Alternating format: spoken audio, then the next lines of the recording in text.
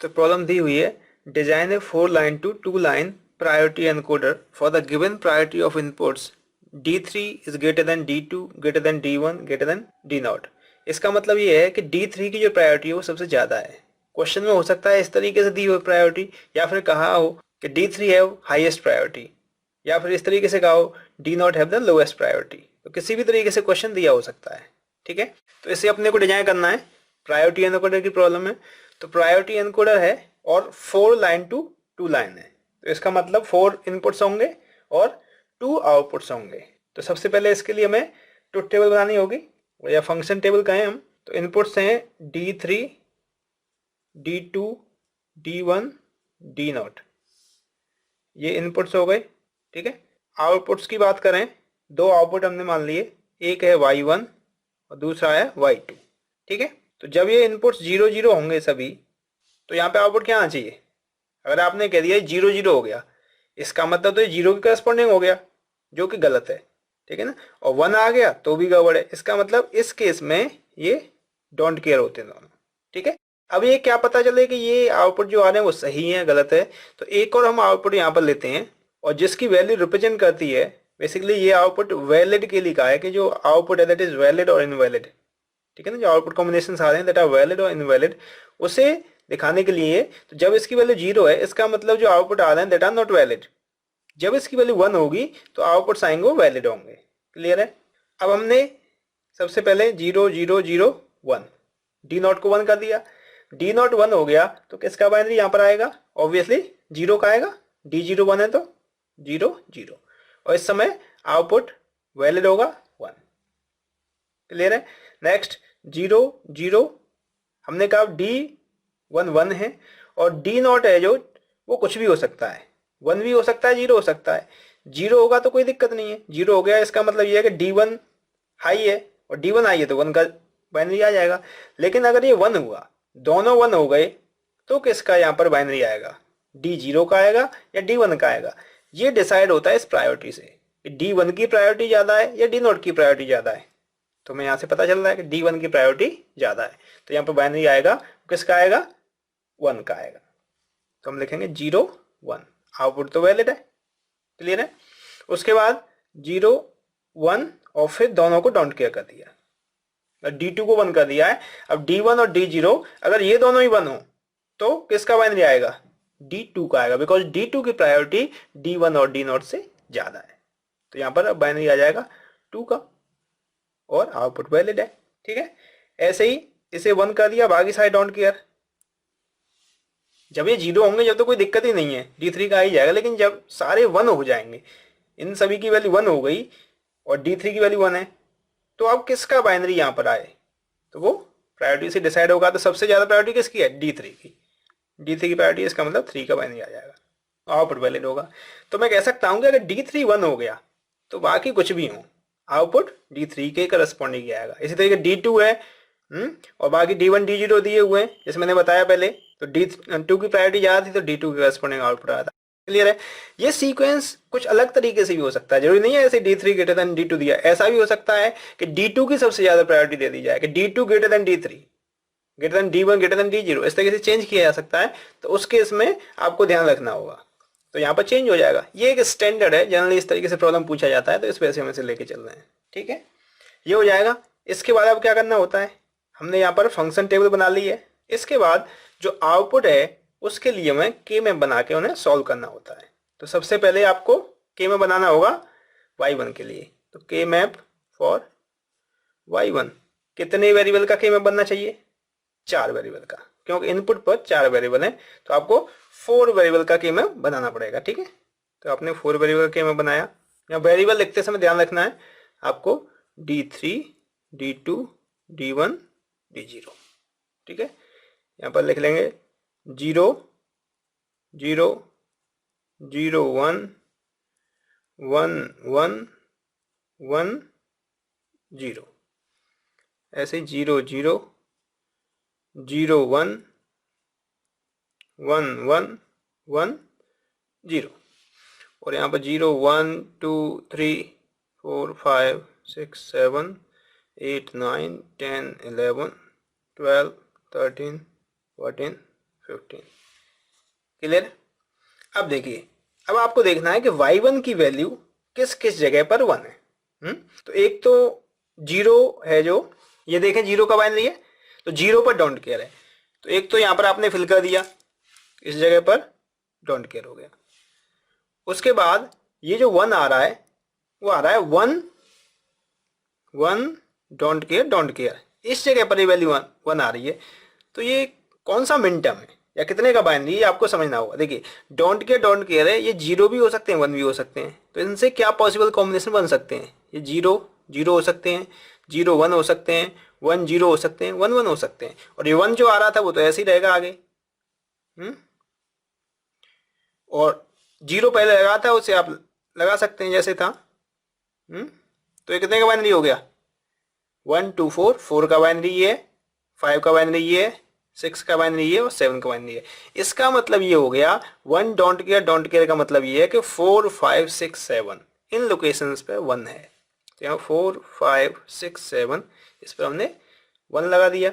उसके बाद नेक्स्ट आपको दिया है 1 डोंट केयर। यहाँ पर भी 1 है।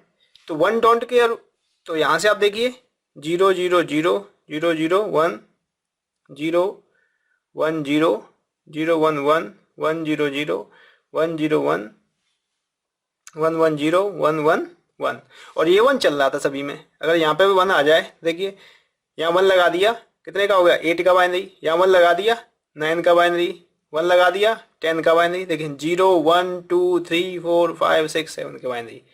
और यहाँ 8 9 10 और यहाँ 1 आ गया, तो ये 11 का हो गया, 12 का हो गया, 13 14 15।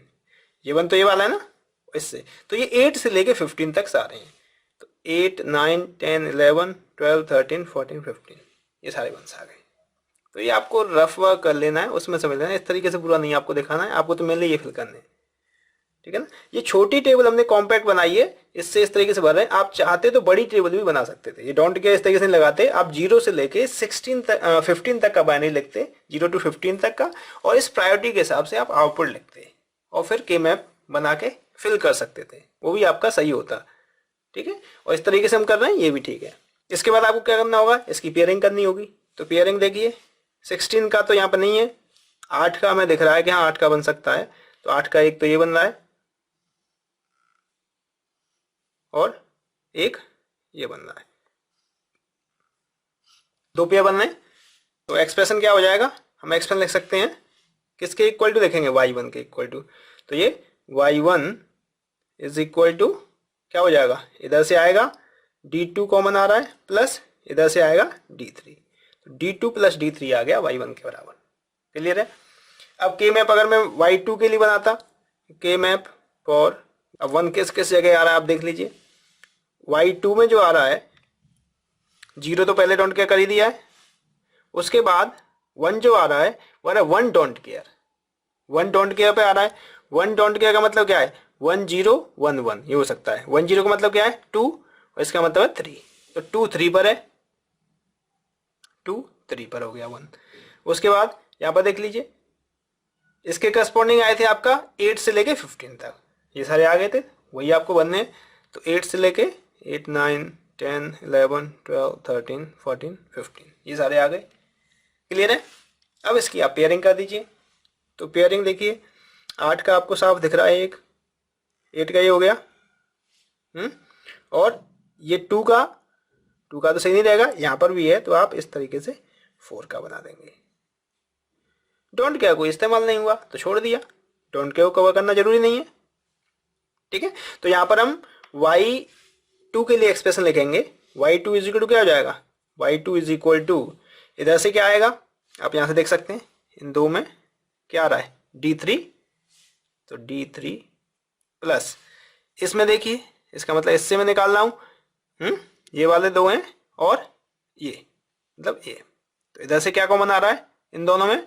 d2 बार, यहाँ से d2 बार आ रहा है, d2 बार, और इन दोनों में से d1, ये y2 हो गया। क्लियर है? इसके बाद v है, v के लिए के में बनाएंगे हम। तो के मैप फॉर वी के लिए के मैप हो जाएगा। देखिए किस किस जगह पर 1 है, फिल कर दीजिए। सिर्फ जो 0 है उस जगह 0 है, बाकी सारी जगह 1 आना है इसमें। तो इस जगह पर 0 है, बाकी इसे छोड़ के सब जगह अपने को 1 फिल कर देना है। ठीक है, अब इसमें पेयरिंग करते हैं। अगर ये इस जगह पर भी 1 होता तो पूरे का एक 16 का पेयर बन जाता, और 16 का बनने पर सभी का बन जाता, टोटल पूरा कवर हो जाता, तो वैल्यू आ जाती 1। सभी जुड़ जाते हैं तो वैल्यू 1 आ जाती है। तो यहाँ पे ऐसा तो नहीं है, 16 का तो बन नहीं सकता, इसका मतलब हमें 8 का बनाना पड़ेगा। 8 का बनाएंगे तो सबसे पहले एक 8 का ये बनाया, ध्यान से देखिए पेयरिंग, 8 का सबसे पहले ये बनाया। उसके बाद अब इन्हें हमें 4 को कवर करना है, तो इन 4 के लिए फिर हमने एक 8 का इस तरीके से बनाया, दूसरा बन गया। अब आपको इससे कवर करना है, यहाँ पर ये है, तो इसके लिए आपने फिर एक 8 का ये बना दिया। अब एक ये रह गया, इसे कवर करने के लिए फिर आप एक 8 का बना सकते हैं, तो एक 8 का ये बना दिया। तो 8 के 4 पेयर इसमें बन गए। तो एक्सप्रेशन हम लिख सकते हैं v इज इक्वल टू, सबसे पहले इधर बनाया था हमने डी नॉट, इसमें से देखिए इन दोनों में से डी नॉट आ रहा है कॉमन, प्लस इन दोनों में से क्या आ रहा है, D1 कॉमन आ रहा है, D1 प्लस इन दोनों में से देखिए क्या आ रहा है, D2 कॉमन आ रहा है, प्लस इसमें से क्या कॉमन आ रहा है, D3। ये इसके लिए हुआ D not plus D1 plus D2 plus D3, ये आ गया। अब आप इसके लिए लॉजिक डायग्राम बना सकते हैं, लॉजिक डायग्राम। तो लॉजिक डायग्राम बनाएंगे तो आपको 3 OR गेट की आवश्यकता होगी, एक Y1 के लिए, एक Y2 के लिए और एक V के लिए। यहाँ से Y1 आएगा, यहाँ से Y2 आएगा, यहाँ से V आएगा। अब जो एक्सप्रेशन आपके पास हैं उनके हिसाब से आप इन्हें इंप्लीमेंट कर लीजिए। तो देखिए Y1 के लिए हमारे पास D2 प्लस D3, इनपुट्स आपके पास 4 होंगे, D3 D2 D1 D0। देखिए मैंने कह दिया एक इनपुट है D नॉट। एक और चीज़ देखिए, यहाँ पर D not D1 D2 D3 इसकी जरूरत पड़ रही है। उसके अलावा सिर्फ हमें एक कॉम्प्लीमेंटेड D2 बार की जरूरत पड़ रही है। तो D नॉट हमारे पास ये हो गया, D1 ये हो गया, D2 ये हो गया, और यहाँ से एक इसका बार भी कर लिया, तो ये D2 बार अपने पास अवेलेबल हो गया और D3 हो गया। ठीक है, अब कनेक्शन आप कर दीजिए। Y1 के लिए आपको चाहिए, Y1 के लिए D2 plus D3, D2 plus D3, D2 plus D3, ये Y1 हो गया। Y2 के लिए देखिए D3 प्लस D2 बार D1, D2 बार और D1, तो D2 बार और D1 इन दोनों में एक एंड गेट लग जाएगा, तो यहाँ से आपको D2 बार D1 मिल जाएगा, प्लस इसे D3 के साथ कर दिया है, तो सिंपल ये आपका इधर चला जाएगा और इधर से D3 इसमें चला जाएगा। ये Y2 हो गया।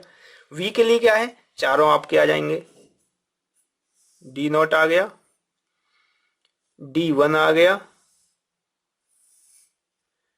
D2 आ गया और D3 आ गया। क्लियर है? तो ये इसका लॉजिक डायग्राम हो गया। क्लियर है? तो आप प्रायोरिटी इनकोडर बना सकते हैं आसानी से। कुछ भी प्रायोरिटी यहाँ पर दी हो, यहाँ पर कोई भी प्रायोरिटी दी है, उसके करस्पॉन्डिंग आप प्रायोरिटी इनकोडर आई थिंक बना पाएंगे। ये आपको समझ में आया होगा। Thank you.